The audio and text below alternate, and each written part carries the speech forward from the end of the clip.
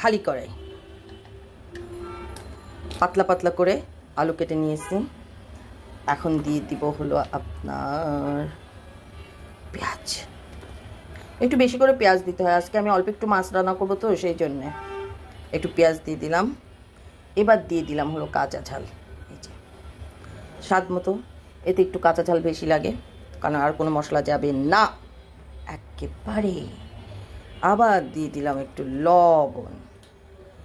এবার দিয়ে দিলাম একটু, আমার রান্না স্যারা বেড়া কোনো কায়দা কানুন নেই, হলুদ তো একটু দিতেই হয়, নাহলে স্বাদ হবে কী করে, দেখতে সুন্দর হওয়ার জন্য হলুদ দিয়ে দিতে হবে। এখন দিয়ে দিব হলো আপনার তৈল, একটু তৈল বেশি লাগে, কারণ হলো চচ্চড়ি বা হাত মাখা যে কোনো তরকারিতে হলো আপনাদের হলো তেল বেশি লাগে। দে চটকান, কায়দা মতো চটকাতে হবে, কারণ এটা তো হাত মাখা জিনিস, তাই না? হাত মাখা জিনিসে এই যে এরকমভাবে। একসময় ছোটোকালে হলো ঝালে হাত দিলেই হলো ওরে বাপরে হাত পুড়ে গেছে ঝালে, তাই না? বাপের বাড়িতে একরকম, আর হলো ঠেকাই পড়ে মানুষ শেখে আর একরকম। এরকমভাবে সুন্দর করে হলো আমি ইয়ে করে নিচ্ছি, একেবারে মাখাই নিলাম, এই যে চটকায় চটকায়, ব্যাস হয়ে গেল। এখন আমি এর মধ্যে দিয়ে দেবো, আমি কি মাছে রান্না করবো জানেন? পাবদা মাছ। মাথাটা খসে গেছে, যাইকে এই কত, এই যে এরকমভাবে ভালো করে ডলা দিতে হয়, ডলা মানে মাখাই নিতে হয়, নড়াচড়া করে যাচ্ছে আর কি করব। এই যে এরকমভাবে দেখেন কি সুন্দর রং হচ্ছে।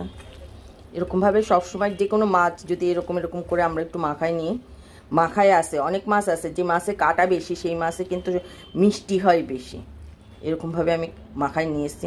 এই যে মাখানো শেষ সুন্দর করে, আবার এমন চাপ দিয়েন না যে মাছ আবার ভর্তা হয়ে যায়, আমার তো সব ভর্তা মর্তা হয়ে যায় আর কি করব। মাখানো হয়ে গেছে, এখন এর মধ্যে হলো হাত ধুয়ে একটু পানি দিব, একটু ঝোল ঝোল থাকবে, এটা একেবারে ইয়ে হয়ে যাবে তা কিন্তু না, কারণ আলুতে হলো কি টানে, পানি টানে। ব্যাস এখন এটা করব হলো এর মধ্যে দিয়ে দিব একটু ধনিয়া পাতা, এই শীতকালের সেরা খাবার ধনিয়া পাতা। ধনিয়া পাতা একটু ইয়ে থাকলে, টমেটো থাকলেও একটু টমেটো দেওয়া হয়, কিন্তু টমেটো দিলে হলে কি অন্যরকম আরেক রকম স্বাদ চলে আসে। এরকমভাবে বেশি নাড়াচাড়া করবেন না, এরকমভাবে হয়ে গেল। এখন হলো সুন্দর একটা ব্যাপার আছে, সেটা হলো এই যে ঢাকনা দিয়ে ঢেকে চুলোয় দিয়ে দিতে হবে, ব্যাস হয়ে গেল।